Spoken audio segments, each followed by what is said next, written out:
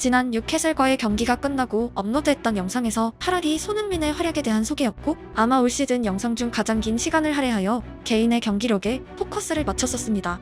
품목 평점 9.5점에 모두 담기지 않을 정도로 그는 공격의 모든 것이었고, 바로 이전 경기에서 시즌 중 가장 부진했던 팀 공격력에 반전을 제공했었습니다. 당연히 노팅엄의 쿠퍼 감독은 해당 경기를 분석하고 나왔고, 적어도 뉴캐슬과 같은 형태의 실점을 허용하지 않기 위해 사력을 다했습니다. 휘슬과 동시에 손흥민에겐 협력 수비가 펼쳐졌고, 경기 중 포백으로 전환되는 과정에서도 손흥민을 향한 마킹 방식만은 철저하게 유지되었습니다. 경기 후 조선일보와의 인터뷰에서 손흥민은 본인이 사이드로 나가며 동료들에게 더 많은 기회가 생긴다는 부분에선 만족했고, 경기 결과엔 당연히 기뻐했으며 반대로 분명히 부족한 점도 많이 나왔다고 팀을 위해 개인의 발전을 다짐했습니다. 손흥민의 인터뷰는 언제나 정석에 가깝지만 그가 말하는 발전하겠다는 대부분의 상황에서 추상적인 표현이 아니었고 구체적인 방법이 있을 때 주로 말하곤 했습니다. 손흥민의 발전하겠다가 무서운 이유가 무엇일까요? 공미같이 뛰던 손흥민을 소개한 영상에서 축구를 가위바위보에 비유한 기억이 있습니다. 가위만 내는 선수는 당연히 이길 수 없습니다. 손흥민 축구의 핵심은 무엇을 낼지 상대가 알 수 없는 상황을 매 순간 연출하는 것입니다. 대표적인 디테일이 양발을 활용한 돌파이고, 마무리에선 역시 양발 가마차기입니다. 올 시즌엔 슈팅 타이밍에 파이널 패스를 여러 차례 보여주며 상대 수비에게 더욱 많은 경우의 수를 주기도 했습니다.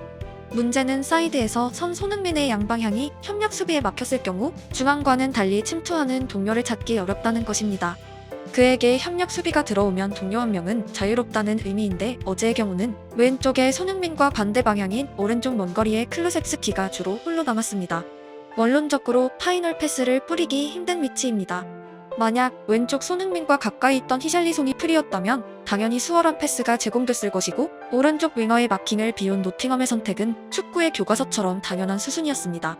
결국 해답은 오른쪽 윙어 클루셉스키가 손흥민이 협력 수비를 당하는 경우엔 과감하게 포지션을 탈피하여 아래로 내려오는 경우의 수, 혹은 경기 중 클루셉스키와 손흥민이 스위칭하여 상대 수비에게 혼란을 주는 경우의 수가 남게 됩니다. 하지만 어제 경기에선 좌우 스위칭이 없었고, 클루셉스키는 대부분의 경우 오른쪽 먼 거리에 위치하며 손흥민의 선택은 드리블 시도 혹은 득점으로 연결되기 힘든 반대 전환 패스가 전부였습니다. 즉, 노팅엄이 준비한 손흥민 봉쇄법에 토트넘은 전술적으론 대응하지 못했으며 경기 끝까지 변화를 주지도 못했습니다. 뉴캐슬전과 달리 히샬리송의 머리라는 새로운 루트로 선취골에 성공한 포스텍 감독 입장에선 왼쪽 윙어 손흥민의 활용에 대한 적극적인 전술 변화를 주지 않았고, 앞으로도 유사한 경기는 분명 발생할 수 있습니다. 응원하는 팬 입장에서 중요한 것은 결국 선수가 자신이 봉쇄된 오늘 경기에 100% 만족했고 행복했을까입니다. 손흥민의 발전하겠다는 100% 만족은 아니었고, 왼쪽에서 오늘 같은 협력 수비가 들어올 경우 꺼내들 새로운 수에 대한 발언으로 해석할 수 있습니다. 팀 전술이 개인을 살려주지 못할 땐 결국 개인이 문제를 해결하는 것은 축구의 일부분이기도 하고, 손흥민은 스스로 변화를 줄 수 있는 소수의 선수 중 한 명입니다. 프리미어리그에서 아직도 할 일이 많이 남아있다고 생각을 해요. 더 많이 배울 수 있고 더 많이 발전할 수 있겠구나라는 거를 실질적으로 좀 몸소 느끼게 해준 시즌 같아서 어떻게 보면은 너무 기분 좋은 것 같아요. 해당 인터뷰 이후 손흥민에게 가장 달라진 부분은 플레이 메이킹을 시도하는 횟수가 압도적으로 늘어났다는 것입니다. 작년까진 보이지 않던 형태의 원터치 패스를 뿌려댔고, 스프린트 대신 로빙스루를 선택하는 장면 또한 늘어났습니다. 중앙에서 그의 스타일 변화는 결국 벌리전 해트트릭 즈음에선 상대 수비가 어떤 부분을 막아야 할지 우왕좌왕하는 형태로 이어졌습니다. 그리고 왼쪽 윙어로 컴백한 손흥민은 노팅엄과의 경기를 통해 새로운 주제의 숙제를 안게 되었습니다. 올 시즌뿐 아니라 축구는 언제나 바로 이전 경기를 통해 다음 경기를 준비합니다. 즉, 노팅엄의 수비는 다음 경기 상대 에버튼 입장에선 좋은 교과서라는 의미입니다. 그 에버튼과 포스텍, 손흥민의 머리 싸움은 이미 시작되었고, 결과는 크리스마스 이브 경기에서 확인할 수 있습니다. 축구는 하루가 아니라 일주일 내내 치러지는 종목이라 부르는 이유입니다. 그들의 머릿속에선 노팅엄전이 끝나자마자 매일 에버튼과 이미 싸우고 있습니다. 가위를 낼지 바위를 낼지 고민하고 있습니다. 하루 이틀의 이야기가 아니라 손흥민은 데뷔 이후 매 시즌을 그렇게 싸워왔고 현재의 레벨에 도달했습니다. 누군가는 손흥민이 득점하지 못하면 곧바로 이적을 외치지만, 선수의 선택은 우선 전술이 자신을 주인공으로 만들지 못하는 상황에서도 스스로를 레벨업시켜 기어이 주인공이 되곤 했습니다. 이적과 손흥민은 뗄 수 없는 주제이고 사실 한국뿐 아니라 해외에서도 자신이 좋아하는 선수가 좋아하는 팀으로 가길 바라는 목소리는 축구 역사 내내 존재했습니다. 중요한 것은 선수의 이적이 도피가 되어선 안 됩니다. 호날두가 메뉴가 싫어서 레알로 간 것이 아니듯 메시가 바르샤의 전술에서 주인공이 아니라 파리로 간 것이 아니었습니다. 이 팀의 전술이 싫어 저 팀으로 떠나는 이적은 우리가 아는 월클 레벨에선 존재하지 않았습니다.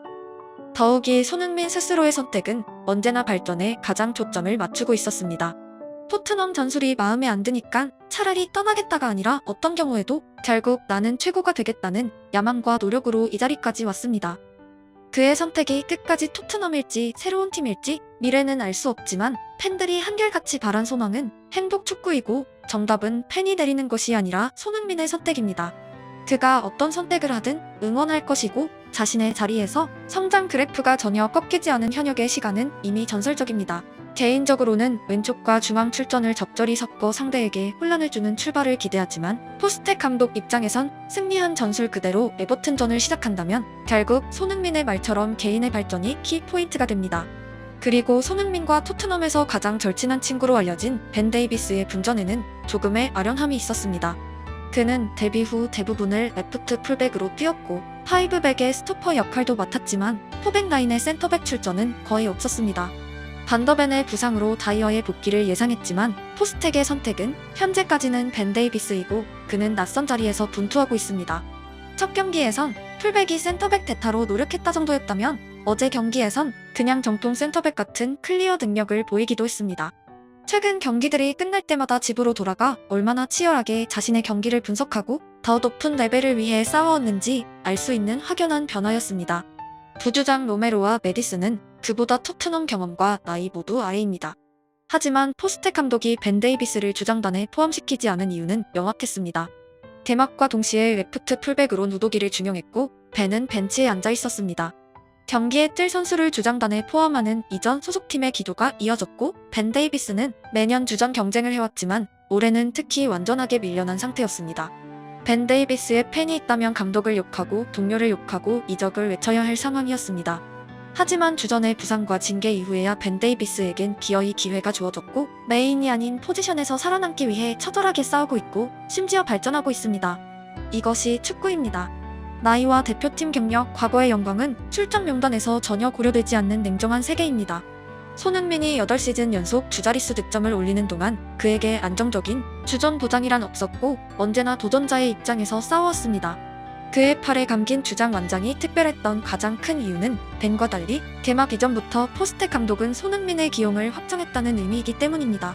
그를 좋아하는 이유는 한 번도 안주한 적이 없기 때문입니다.